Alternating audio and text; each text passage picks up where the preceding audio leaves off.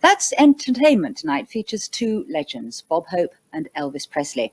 Also, a glimpse of London through the eyes of one photographer. Bob Hope was in town last week to compare the Silver Jubilee Royal Variety Gala and to launch his new book called The Road to Hollywood. Well, in his role as a man of letters, he was guest speaker at an Evening Standard literary lunch, and Bill Kerr spoke to Bob Hope, but not before he'd listened to a few of those famous Bob Hope wisecracks. Anyway, I'm happy to be here, happy to get a free meal.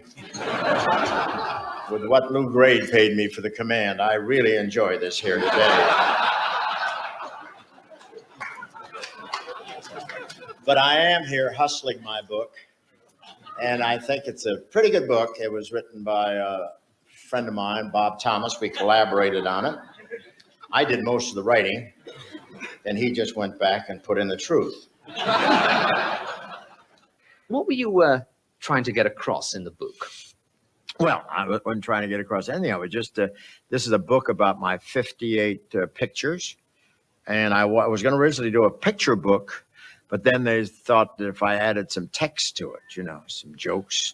So we got a lot of stuff about the Academy Awards and Hollywood and why I haven't won an Oscar and different, you know, other political things like that.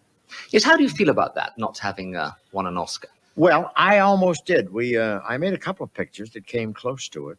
The one about the 7 little boys. You know, when you do a picture that wins an Oscar, you have to break a heart or you have to almost die or something, you know.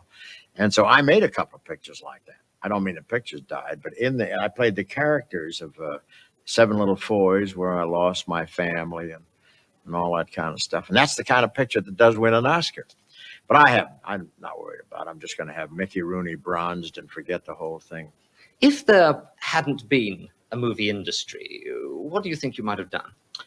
I don't know. If there hadn't been a movie industry, I think that I might be a pro golfer or something, you know.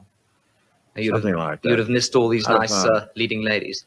Yeah. What? You'd have missed out on all the nice leading ladies. Well, they're around the golf course too, you know. What actually has it been like over the years working with all these great names? Well, it's, you know, my wife asked me that. And I said, don't worry about it. They do the warm-up for you. So how much did you prepare for a speech like today's? Well, I actually didn't prepare much. I knew that I was going to talk about, you know, the Concorde. I don't think I did any Concorde jokes. You didn't? I don't think so. And I had a few things about that were fresh, you know, that I didn't use at the Palladium for the command.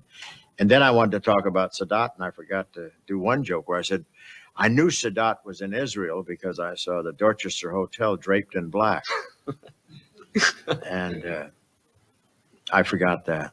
Maybe it's better that I forgot. But basically you were standing there thinking on your feet, were you? Yes, right. How do you manage to remember all these gags? Well, if you're in my business, you would too, you know, because you don't remember the bad jokes. You remember the big laughs. And I do it all the time. That's all I do. You know, I just go from one affair to the other. I leave here tomorrow, and Sunday I'll do a show at the University of Oregon in Eugene, Oregon. So I'll have special material for that. Because I know all about their football record, and I'll have jokes about them and how it rained. Everybody has web feet up there, and, you know, different things. How do you manage to keep working at that kind of pace? That kind of pace? Because it's very invigorating to me. It's therapeutic. When I hear an audience laugh and hear them enjoying themselves, I get a big kick. It's therapy to me. What are your plans? What are you going to be doing next? I'm going to do some more shows. And then I'm going to Australia. And I'm coming back and do a picture.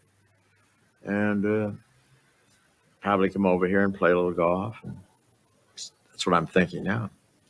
I hear your wife tends to beat you at golf. Is that right? No, she did one time, and I've never heard the end of it.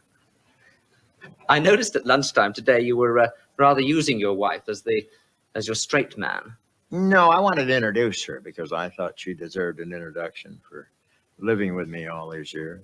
Whenever I play a trip where, you know, I stay a week or so, Dolores will come because she hates that one-nighter thing that I do a lot of. And she went to Vietnam never dreamed. And I took her out there because I used to say goodbye. And she went out there and she sings. And I introduced her at Tockley Air Force Base, and she got up and just killed, sang White Christmas, and they loved her and told her they'd do it every show. And those audiences have a way of inflating your head, because about the fourth show, I was standing in the wings as she walked off, and she said, "Don't clutter up the exit, boys."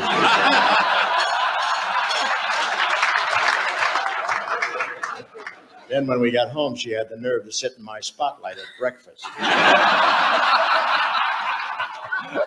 It's impossible.